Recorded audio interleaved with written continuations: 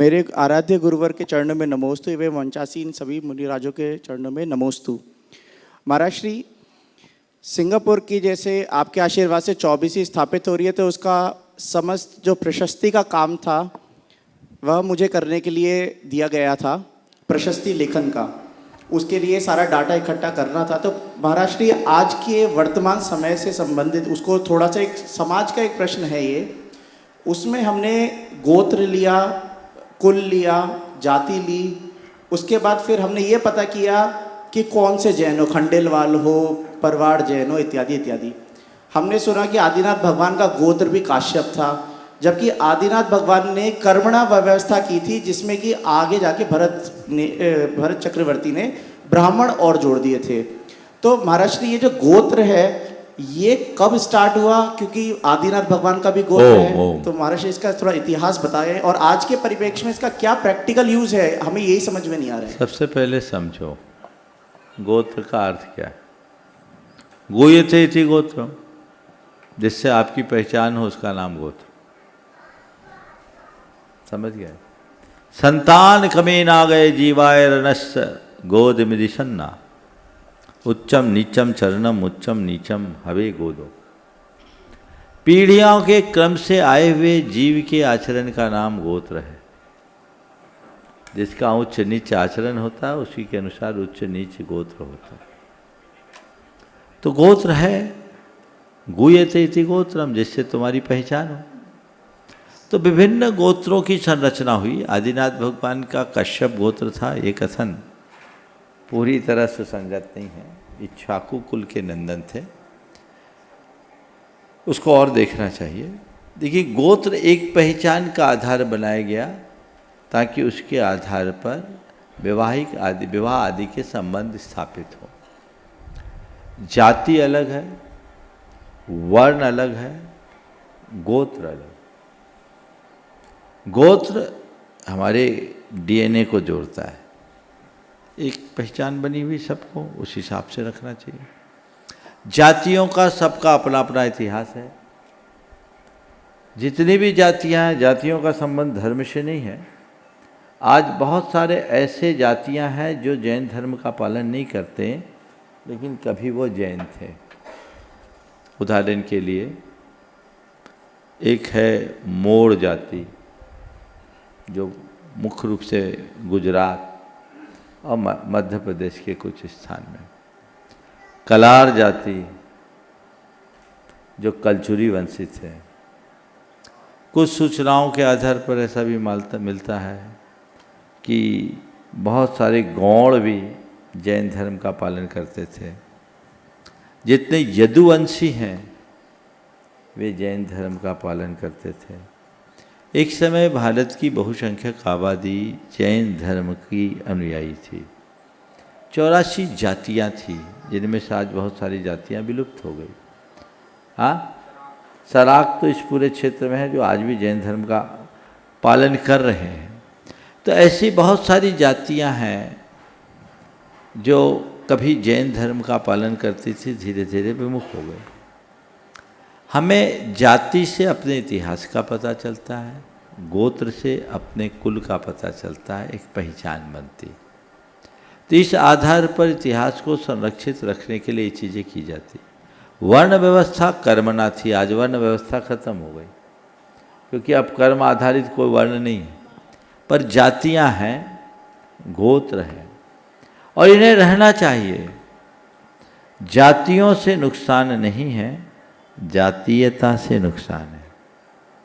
जातीयता हावी मत होने दीजिए, पर जातियों को सुरक्षित रखिए। जब तक आपकी जाति है तब तक आपकी सांस्कृतिक सामाजिक रीतियां परंपराएं जीवित है, आपका इतिहास सुरक्षित है। वो छिन्न भिन्न हो जाएगा तो सब कुछ नष्ट भ्रष्ट हो जाएगा। लेकिन जातीयता बहुत खतरनाक है। अगर आपके मन में जातीयता का भाव आ गया तो आप एक दूसरे के साथ उलझ जाओगे। मेरी जाति ऊंची और तेरी जाति नीची, ये कभी नहीं आना चाहिए। ऐसे देखा जाए तो मैं हूं चाहे तुम, सबकी एक ही जाति हो, मानव जाति। मनुष्य हैं हम आप, लेकिन ये हमारे इतिहास को बताता है। जैसे उदाहरण के लिए 2-3 जैन जातियों का उदाहरण आपको देता हूँ। सबसे पहले मैं खंडेलवाल जाति का इतिहास बताता हूँ। आज जितने खंडेलवाल जैन हैं बहुतों को इसका पता नहीं होगा। सभी खंडेलवालों की उत्पत्ति कहाँ से हुई? खंडेला से। खंडेला राजस्थान में सीकर जिले के पास एक छोटा सा गांव है, मैं वहाँ गया भी था। वहाँ का राजा था खंडेलगिरी। उसके राज्य में महामारी फैली और उसके कुछ सलाहकारों ने उसे गलत सलाह दी कि इस महामारी की शांति के लिए नरमेध यज्ञ किया जाए। और वहाँ उस नरमेध यज्ञ के लिए कुछ दिगंबर मुनियों को होमा जाने लगा। उससे महामारी का प्रकोप और बढ़ गया। तभी वहाँ एक जिनसेन नाम के महान आचार्य को पता लगा।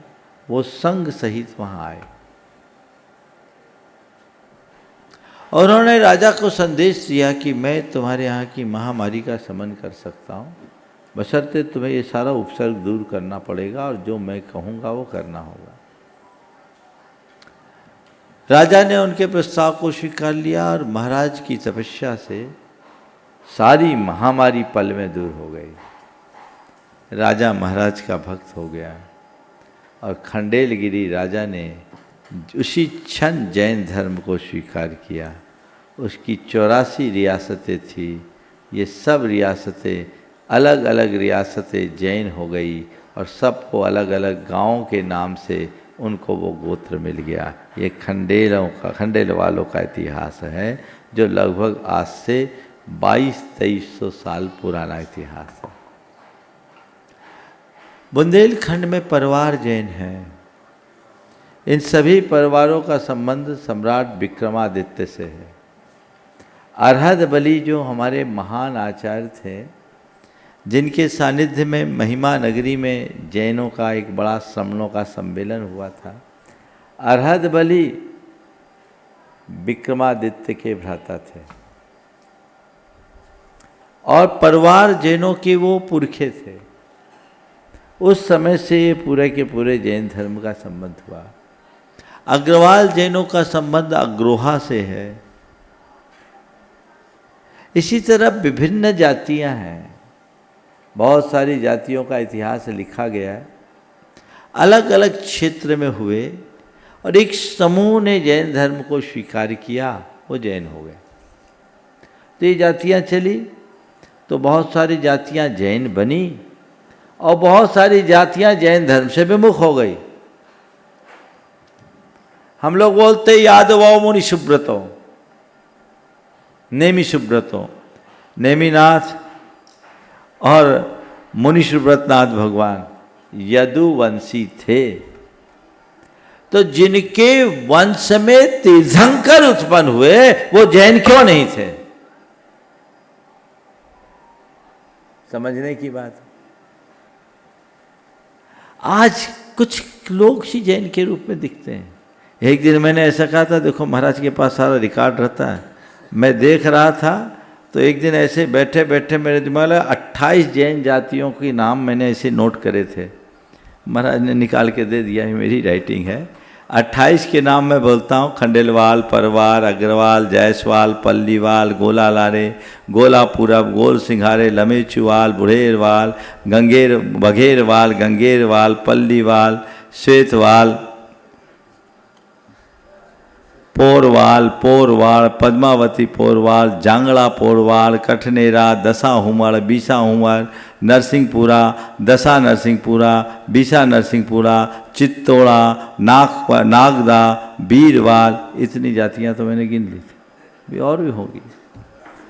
तो ऐसे बहुत सारी जातियां, 84 थी, अब कुछ बची है।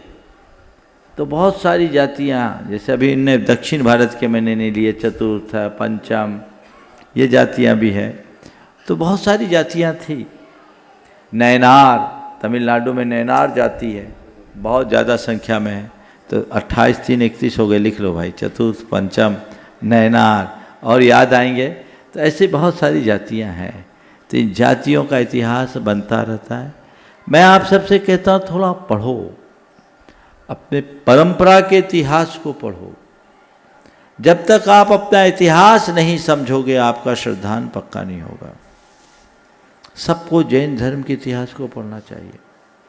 और आप लोगों के लिए मैं एक ग्रंथ कहना चाहूँगा, डॉक्टर कैलाश चंद जैन, उज्जैन वाले, उनकी कृति है जैन धर्म का प्राचीन इतिहास, ancient history of Jainism, 3 volume में, भारतीय ज्ञानपीठ से प्रकाशित है, हिंदी और अंग्रेजी दोनों में। सबको पढ़ना चाहिए, सबको पढ़ना चाहिए। यदि आप उन्हें पढ़ेंगे तो जैन धर्म के प्रति आपको एक अलग दृष्टिकोण प्रकट होगा, जैन धर्म के प्रति एक अलग दृष्टिकोण प्रकट होगा। आप वैसा दृष्टिकोण अपने अंदर विकसित कीजिए, उन्हें पढ़िए। इसके साथ एक कृति और है, भारतीय इतिहास एक दृष्टि, डॉक्टर ज्योति प्रसाद जैन की। इस ग्रंथ में उन्होंने भारतीय इतिहास के अछूते पहलू को उभारा है। सबको पढ़ना चाहिए, इतिहास की पुस्तकें। और तीसरी पुस्तक है दक्षिण भारत में जैन धर्म का इतिहास, ये भी भारतीय ज्ञानपीठ से प्रकाशित है। दक्षिण भारत में जैन धर्म का इतिहास जब आप पढ़ोगे तो आपके रोंगटे खड़े हो जाएंगे, आंखों से आंसू की धार होगी।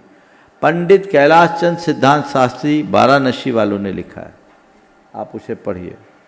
और एक और बता देता हूँ, चौथी पुस्तक तमिलनाडु का जैन इतिहास, पंडित मल्लीनाथ एम शास्त्री, तमिलनाडु वाले, उनने लिखी है।